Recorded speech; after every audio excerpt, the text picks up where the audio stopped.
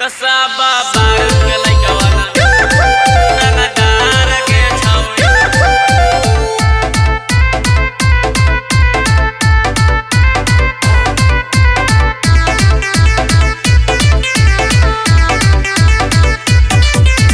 ले के लठिया चल है झुलफी झार के छौरी।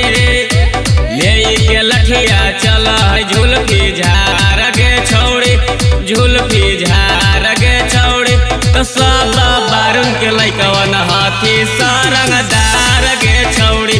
तो हमर औरंगाबाद के लइकन रंगदार के छौरी। दिहे न धोखा हियो मगहिया जवान के छौरी। दिहे न धोखा हियो मगहिया जवान के छौरी। मगहिया जवान के छौरी काजी चक के लइकन लगतौ तोर भातार के छौरी। काजी चक के लइकन लगतौ तोर भातार के छौरी।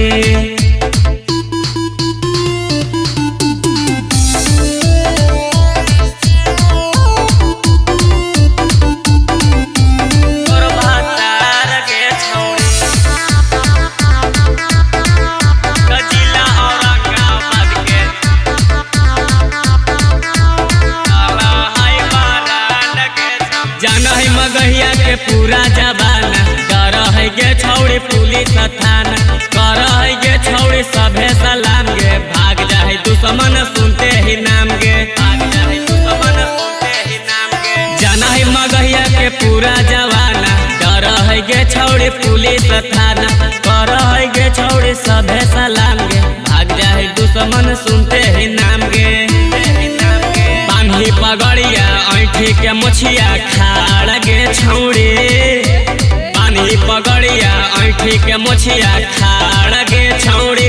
मुछिया खाड़ गे छौड़ी कसबा बारू के लइकवा ना हाथी सरंगदार गे छौड़ी।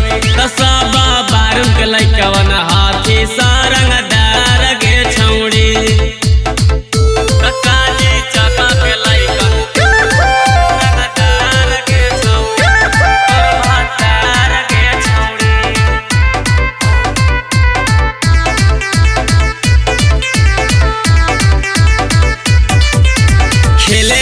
छौड़ी गोली बम से शेरा कहा है अपन दम से। कर है गे छौड़ी दुनिया पे राज गे कह है सभे हई रंगदार गे।